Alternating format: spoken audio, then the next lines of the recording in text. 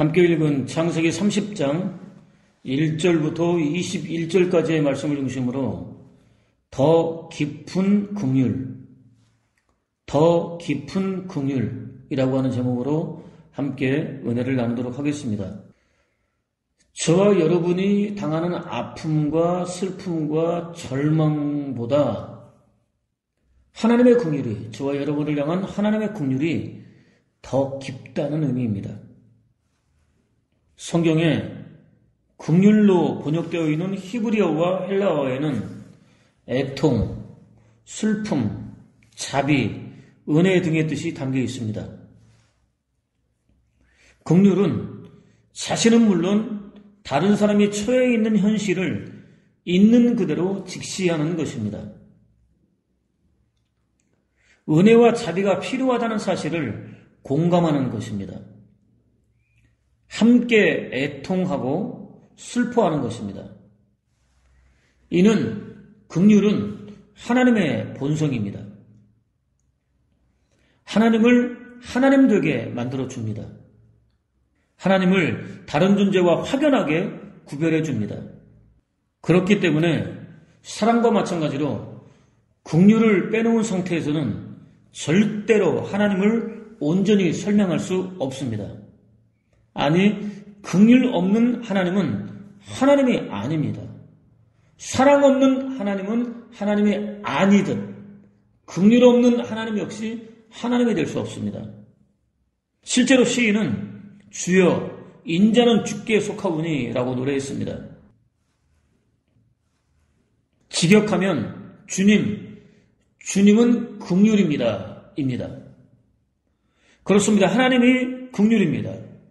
긍휼이 하나님입니다. 하나님은 허물과 죄로 죽은 저와 여러분을 긍휼히 여기십니다. 긍휼을 쏟아 부어주십니다. 당신을 쏟아 부어주십니다. 긍휼이 하나님이고 하나님이 긍휼이기 때문에 긍휼을 쏟아 부어주신다고 하는 것은 당신 자신을 쏟아 부어주신다는 의미와 같은 것입니다. 시인은 계속해서 주께서 각 사람이 행한 대로 갚으십니다 라고 노래했습니다.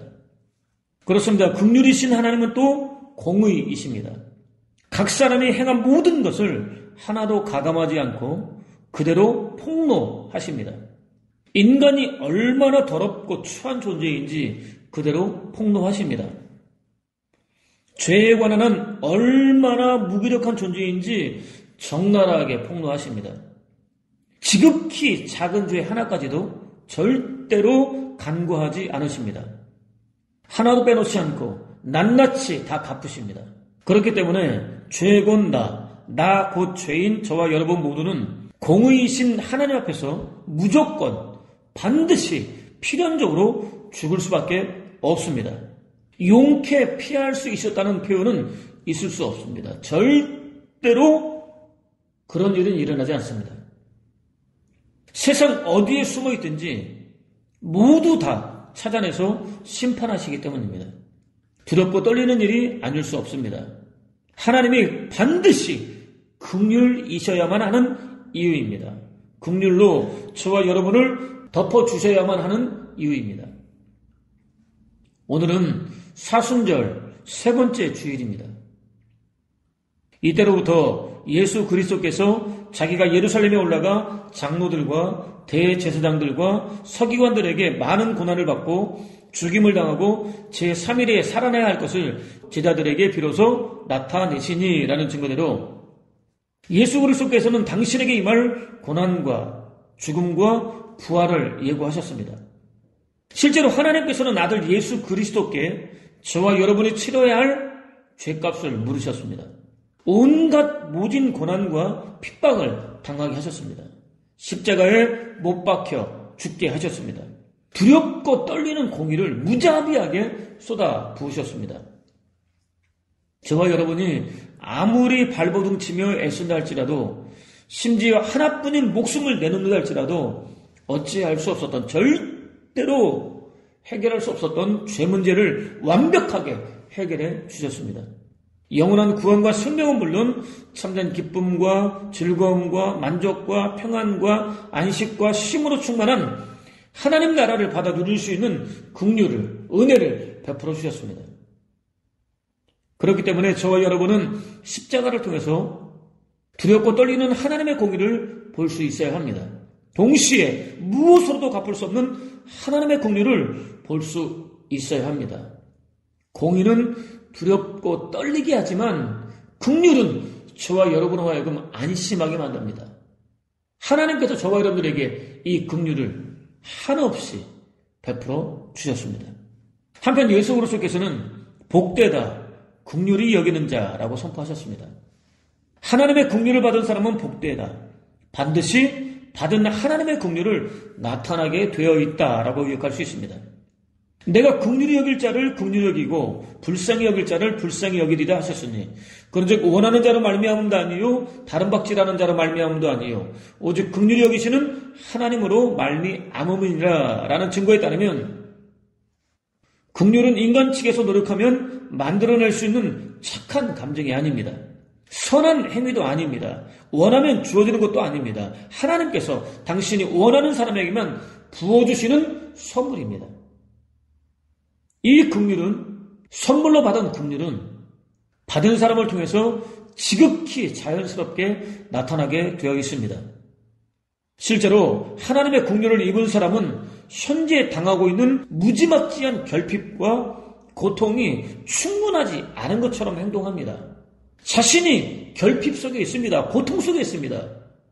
그러나 그것을 전혀 아랑곳하지 않고 행동합니다.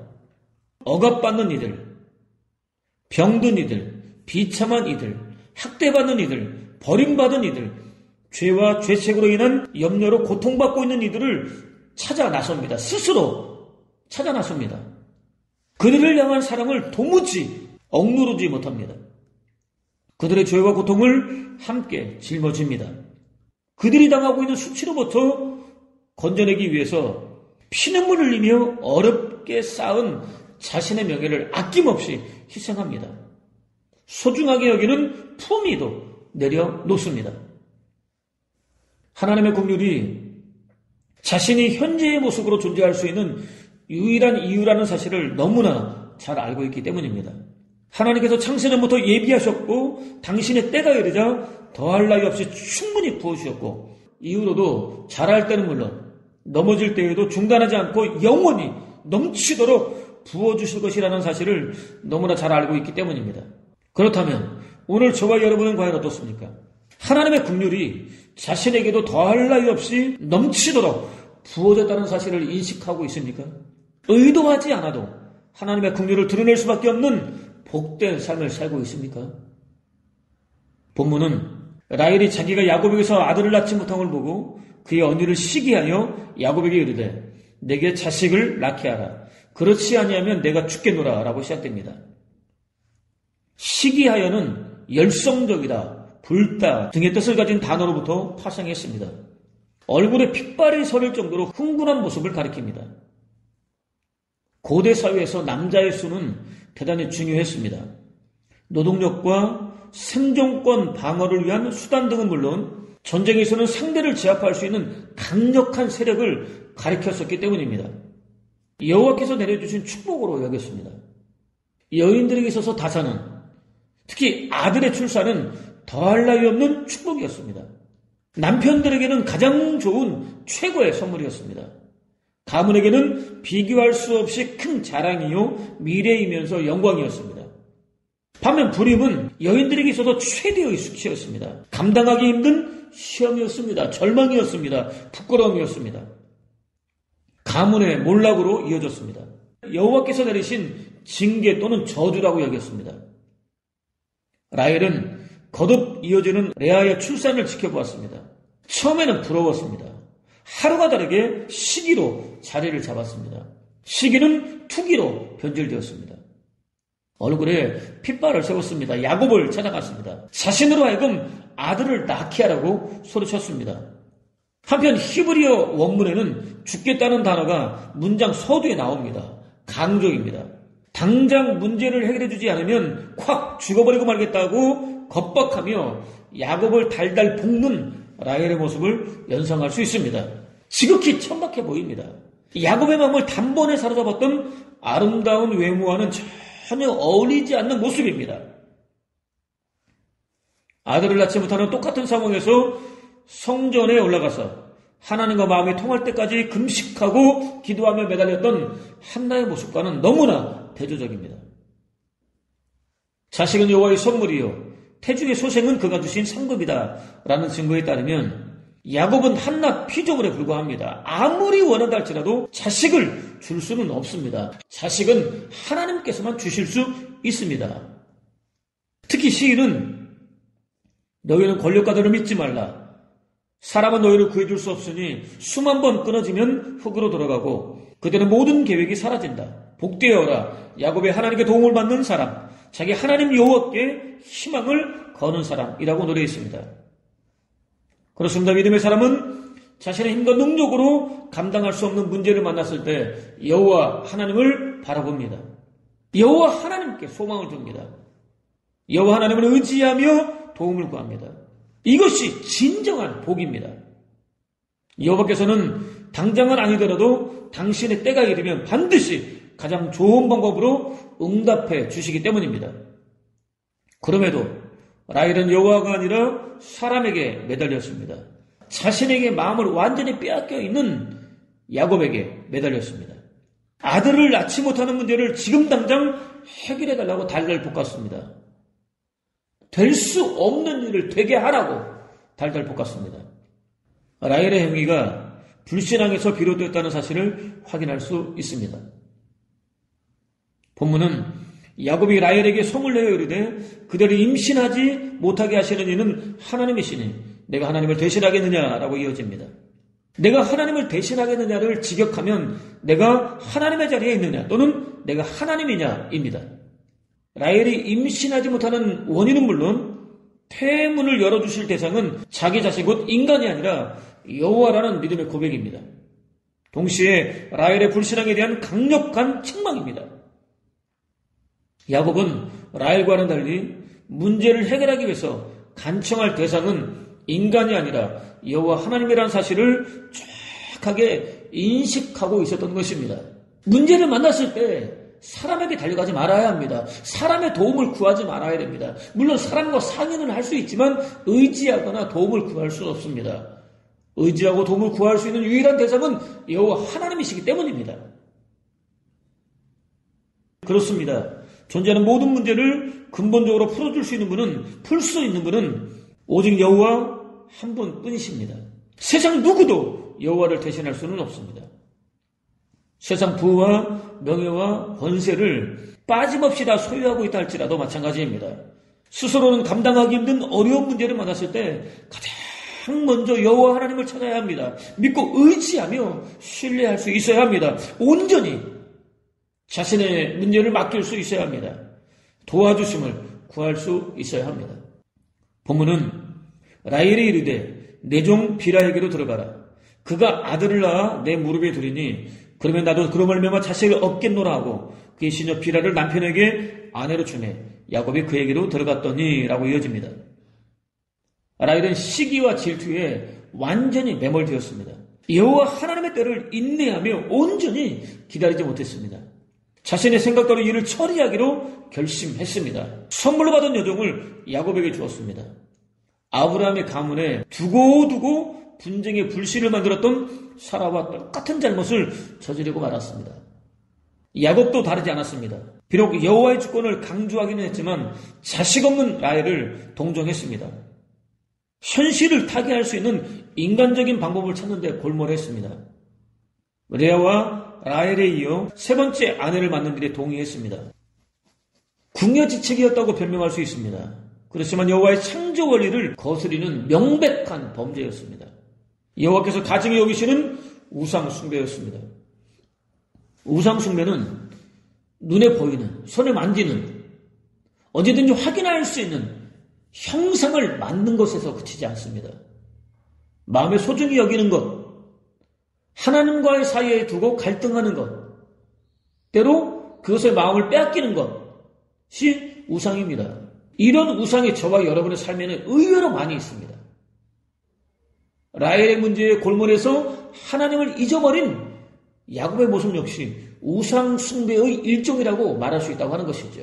저와 여러분의 현실 속에서도 얼마든지 찾아볼 수 있습니다. 힘든 문제를 만났습니다.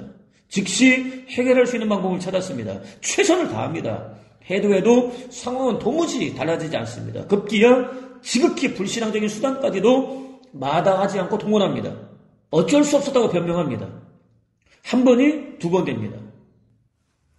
사실 사람은 자신의 욕심에 끌려서 유혹을 당하고 함정에 빠지게 됩니다. 욕심이 잉태하면 죄를 낳고 죄가 자라면 죽음을 가져옵니다. 라는 증거대로 똑같은 범죄를 반복해서 저지르다 보면 양심이 마비됩니다. 영적인 감각도 마찬가지입니다. 영원한 죽음과 저주와 꺼지지 않는 불과 유황이 타고 있는 지옥 불구덩이를 향해 달려가고 있다는 사실까지도 까맣게 잊어버립니다. 여호와께서 친히 개입해 주지 않으시면, 깨닫고 돌아설 수 있도록 채찍을 들고 징계하지 않으시면 브레이크 없는 자동차처럼 내달리기만 합니다. 이미 아들을 넷이나 낳았음에도 야곱의 마음을 얻지 못했던 첫 번째 부인 레아가 그랬습니다.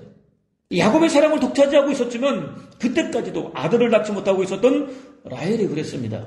가정의 가장으로서 중심을 잡아주어야 했던 야곱이 그랬습니다. 저와 여러분은 과연 어떨까요? 그들과는 다를까요? 본문은 비라가 임신하여 야곱에게 아들을 낳은지라 라헬이 이르되 하나님이 내 억울함을 푸시려고 내 호소를 들으사 내게 아들을 주셨다 하고 이로 말미암아 그의 이름을 단이라 하였으며 라고 이어집니다. 라헬은 몸종을 통해서 아들을 낳고 단이라고 불렀습니다. 내 억울함을 푸시려고를 직역하면 그가 나에게 공의를 베풀어 주셨다입니다. 내 소리를 들으사를 직역하면 내 음성도 역시 들어주셨다입니다. 라헬은 몸종을 통해서라도 아들을 낳으려는 자신의 생각이 부끄러운 투기로부터 비롯되었다는 사실을 정확하게 알고 있었습니다.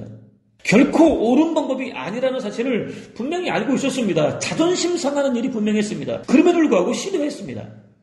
그렇게 원했던 아들을 얻었습니다. 여호와께서 자신의 답답한 사정을 변호해 주셨다고 외쳤습니다. 자신이 부르짖는 소리를 들어주셨다고 외쳤습니다. 아무리 양보하고 또 양보해서 생각해도 옳지 않은 방법이었습니다. 그 방법을 사용하기로 작정한 사람마저도 옳지 않다고 인정할 수밖에 없었습니다. 그렇지만 달리 다른 방법을 찾을 수 없었습니다. 비록 부끄럽기는 하지만 두 눈 딱 감고 그대로 밀어붙였습니다. 그런데 그대로 이루어졌습니다. 그러자 돌변합니다. 자신이 옳았다고 확신합니다. 여호와께서 자신의 기도에 응답해 주셨다고 떠벌립니다. 과연 그럴까요? 여호와께서도 몸종을 통해서라도 아들을 낳으려는 라헬의 행위가 옳다고 판단하셨기 때문에 또는 라헬의 억울함을 풀어주시기 위해서 아들을 허락해 주신 것이 맞을까요? 절대로 그렇지 않습니다. 여호와 하나님은 거룩하십니다. 지극히 작은 흠 하나 찾아볼 수 없을 정도로 완벽하십니다. 죄는 흔적조차 그림자조차 없으십니다. 아니 죄에 대해서는 아들 예수 그리스도를 십자가에 못 박아 죽이셔야 할 정도로 강박적인 분이십니다. 죄를 도무지 용납할 수 없는 분이 하나님이십니다. 죄와는 어떤 경우에도 타협할 수 없으십니다. 그렇다면 불의한 방법이라는 사실을 누구보다 잘 알면서도 라헬에게 아들을 주신 이유는 과연 무엇이었을까요? 허물과 죄로 죽은 인류를 구원하시려는 당신의 창세전 작정만큼은 반드시 이루어져야 한다는 사실을 가르쳐 주시기 위해서였습니다. 저와 여러분을 영원히 구원하기 위해서였습니다. 모든 일이 합력하여 선을 이루도록 역사하시는 하나님을 연상할 수 있습니다. 본문은 라헬의 시녀 비라가 다시 임신하여 둘째 아들을 야곱에게 낳으며 라헬이 이르되 내가 언니와 크게 경쟁하여 이겼다 하고 그의 이름을 납달리라 하였더라 라고 이어집니다. 라헬은 몸종을 통해서 또 다른 아들을 낳고 납달리라고 불렀습니다. 내가 형과 크게 경쟁하여를 직역하면 내가 네 형과 경쟁하고 또 하나님과 경쟁하고 경쟁하였다입니다. 이겼다는 언니 레아가 아니라 여호와 하나님께 대하여 이겼다는 의미입니다. 레아가 아들을 낳을 때마다 라헬의 무의식 속에는 떨쳐낼 수 없는 열등감이 자리를 잡았습니다. 열등감은 투기, 곧 미움으로 성장했습니다. 정상적인 판단을 방해했습니다. 옳지 않은 방법을 동원해서라도 아들을 낳고야 말겠다고 결심했습니다. 의도한 대로 아들을 얻었습니다. 내심 불안했었는데 아들을 얻고 보니 쾌감이 짜릿했습니다. 한 번 맛을 보고 나니 또 맛보고 싶었습니다. 내친 김에 비라를 또 야곱에게 들여보냈습니다. 여자로서는 결코 쉬운 일이 아니었음에도 기꺼이 감당하기로 마음먹었습니다. 밀어붙였습니다. 이번에도 바라던 아들을 얻었습니다. 처음보다 한술 더 떠서 여호와 하나님과 싸워 이겼다고 자랑했습니다. 광야를 행진하던 성민 이스라엘 역시 마찬가지였습니다. 필요가 생길 때마다, 아니 탐욕이 생길 때마다 여호와를 시험했습니다. 저와 여러분 역시 여호와 하나님을 대상으로 수시로 저지르고 있는 파렴치한 짓거리입니다. 불신앙입니다.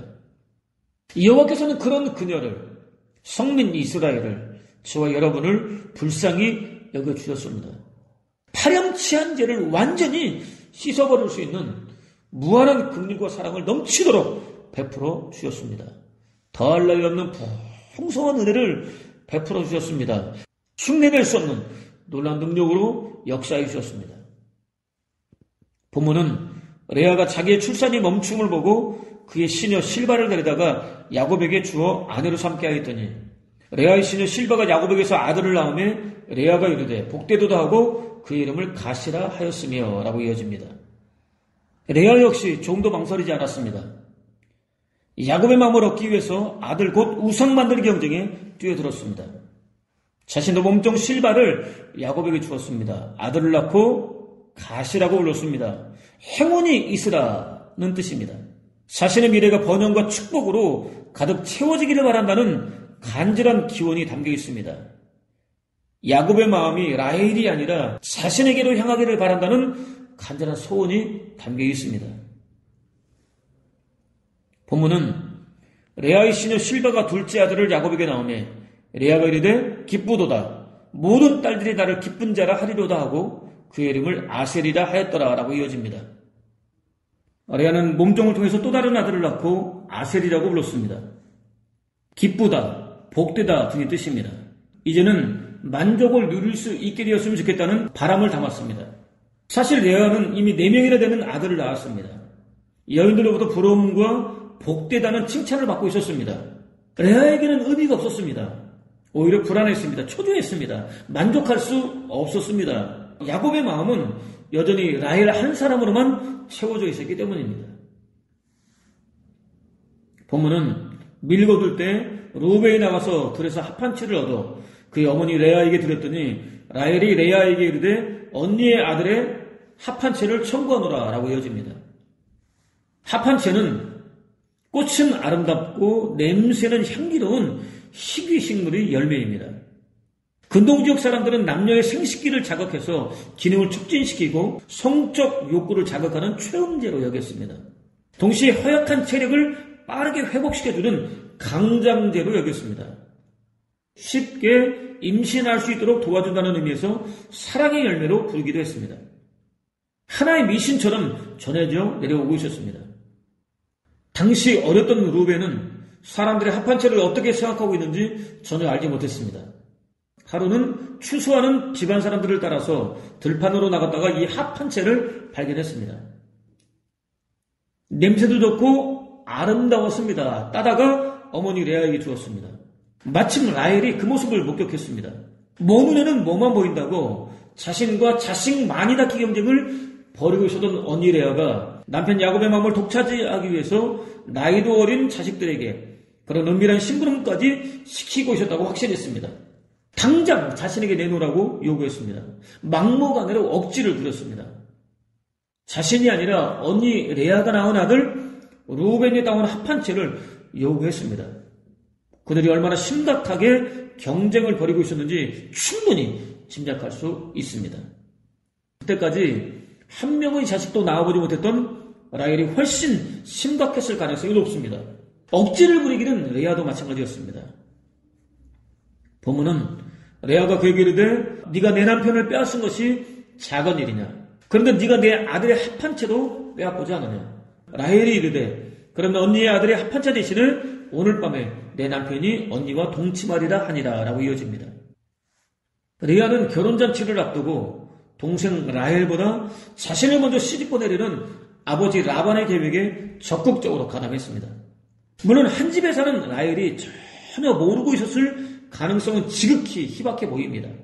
오히려 아버지 라반, 라헬, 레아 3자가 대면하여 은밀하게 합의를 거쳤을 가능성이 훨씬 높아 보입니다. 누구도 모르게 신부단장을 끝마쳤습니다. 어둠을 틈타 야곱의 침대로 들어갔습니다. 드디어 라헬을 아내로 맞을 수 있게 되었다며 기뻐하던 야곱을 완전히 속였습니다. 야곱과 라헬의 결혼을 축하하기 위해서 찾아왔던 동네 사람들도 속였습니다. 그렇기 때문에 야곱을 빼앗은 것은 라헬이 아니라 레아였습니다. 그럼에도 불구하고 라헬이 야곱을 빼앗았다고 외쳤습니다. 억지를 부렸습니다. 레아는 또 자식을 많이 낳으면 야곱의 사랑을 독차지할 수 있을 것이라고 확신했습니다. 그 확신은 보기 좋게 깨졌습니다. 야곱은 여전히 라헬을 훨씬 더 사랑하고 있었기 때문입니다. 아니, 야곱의 마음속에는 라헬 한 명만 자리 잡고 있었기 때문입니다. 그러던 중 생각지도 않았던 합한 채를 손에 넣게 되었습니다. 이번 기회에 야곱의 마음을 확실하게 사로잡고야 말겠다고 생각했을 가능성이 높습니다.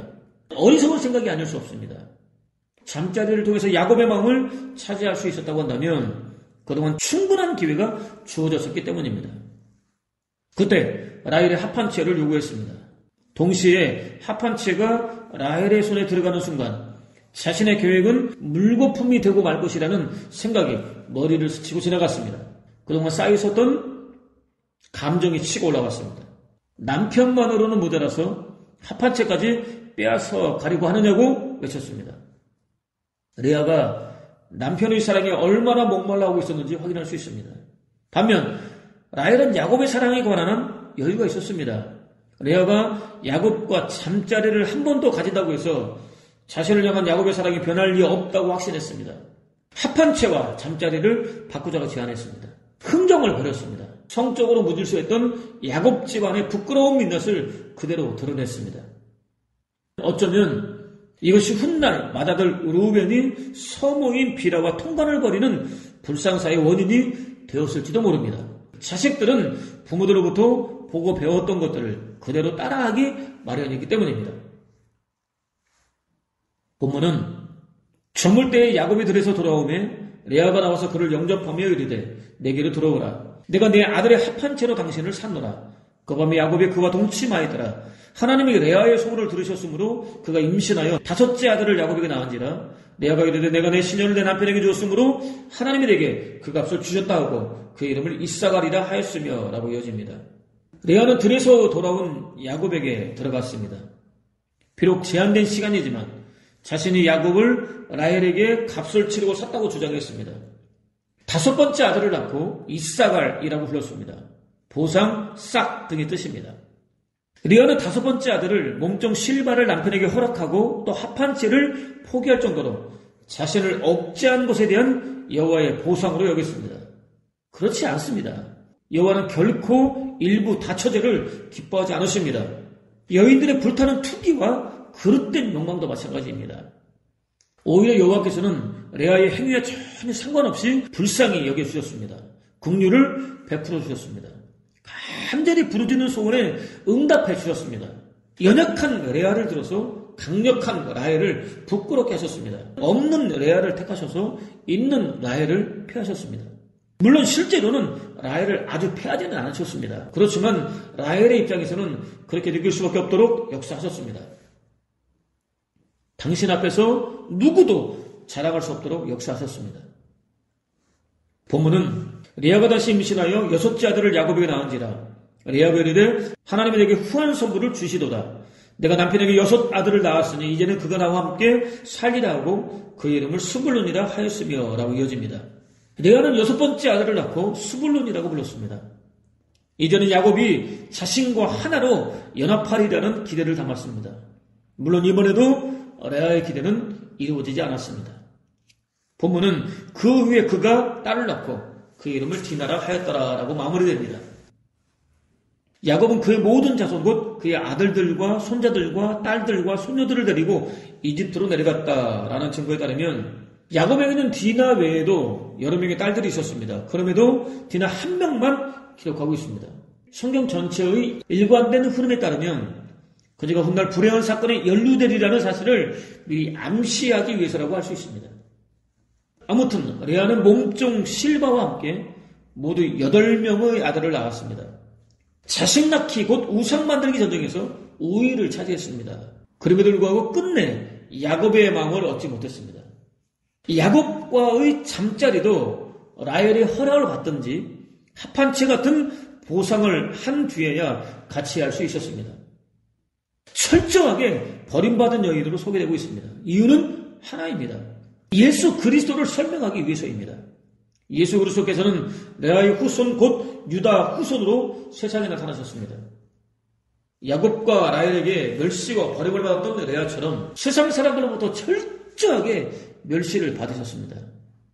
끝내는 십자가에 못 박혀 죽으셨습니다. 버림을 받으셨습니다. 당신이 할 수 있는 모든 것을 다 하시고 심지어 당신의 생명까지도 하나밖에 없는 당신의 생명까지도 포기하셨음에도 불구하고 멸시를 받고 고난을 받고 버림을 받으셨습니다. 이렇게 레아는 예수 그리스도와 직접 연결되어 있습니다. 몸된 예수 그리스도의 거룩한 지체가 되었습니다. 당시로서는 전혀 예상할 수 없었던 오늘에 이르러서야 비로소 확인할 수 있는 놀라운 복을 받았습니다. 성도만 누릴 수 있는 진짜 복입니다. 기억하십시오. 여호와께서는 자식 낳기 곧 우상 만들기 전쟁을 벌이면서까지 몸부림쳤지만 결국 버림받고 말았던 레아를 불쌍히 여기셨습니다. 아브라함과 이삭과 야곱이 묻혔던 무덤에 장사되는 은혜를 베풀어 주셨습니다. 놀라운 긍휼을 베풀어 주셨습니다. 아무리 좋은 환경 속에 살고 있다 할지라도 예수 그리스도로부터 끊어져 있는 상태라고 한다면 복된 삶이라고 할 수 없습니다. 이 세상에 존재하는 모든 물질을 한 손에 쥐고 있고 마치 하늘을 찌를 것 같은 명예와 권세를 누리고 있다 할지라도 마찬가지입니다. 대중들의 사랑과 인기를 한 몸에 맡고 있어도 마찬가지입니다. 원하는 모든 일들을 다 할 수 있는 탁월한 능력을 갖추고 있어도 마찬가지입니다.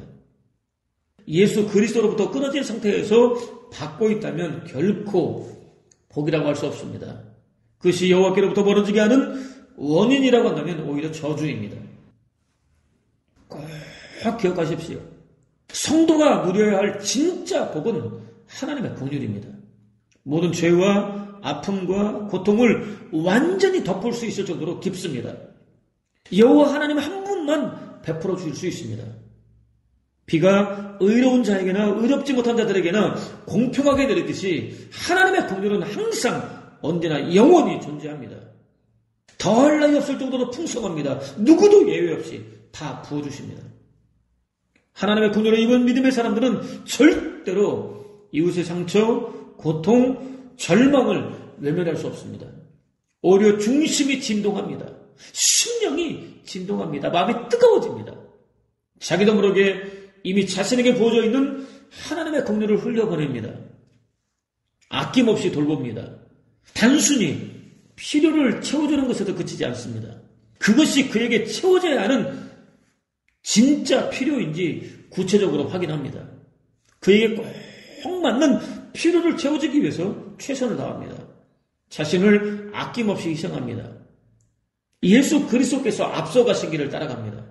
무엇보다 자신에게 감당할 수 없는 깊은 긍휼을 베풀어 주신 자신의 삶을 통해 당신의 깊은 긍휼을 흘려보낼 수 있도록 역사해 주신 여호와 하나님 한 분께만 모든 감사와 찬양과 영광을 올려드립니다.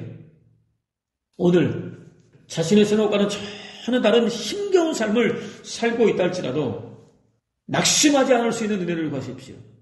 절망하거나 포기하지 않을 수 있는 은혜를 구하십시오. 저와 여러분이 당하고 있는 아픔과 고통과는 전혀 비교할 수 없을 정도로 크고 깊은 하나님의 긍휼을 창세전부터 시작해서 현재는 물론 이후로도 영원까지 부어주실 하나님 한 분만 온전히 믿고 의지할 수 있는 은혜를 구하십시오. 그것을 통해서 허물과 죄로 죽은 저와 여러분을 구원하기 위하여 무진 고난을 받고 죽으셨다 부활하신 예수 그리스도가 한순간도 떨어지지 않고 영원히 연결되는 복된 삶. 자신도 모르게 받은 긍휼을 자연스럽게 흘려보내는 복된 삶. 아픔과 상처와 절망에 무너져 있는 무수히 많은 영혼들을 회복시키는 복된 삶. 무엇보다 호흡하는 모든 순간 아픔과 고통보다 훨씬 크고 깊은 긍휼을 베풀어 주신 여호와 하나님께 감사와 찬양과 영광을 올려드리는 복된 삶을 사는 저와 여러분 되시기를 주님의 이름으로 축원을 드립니다.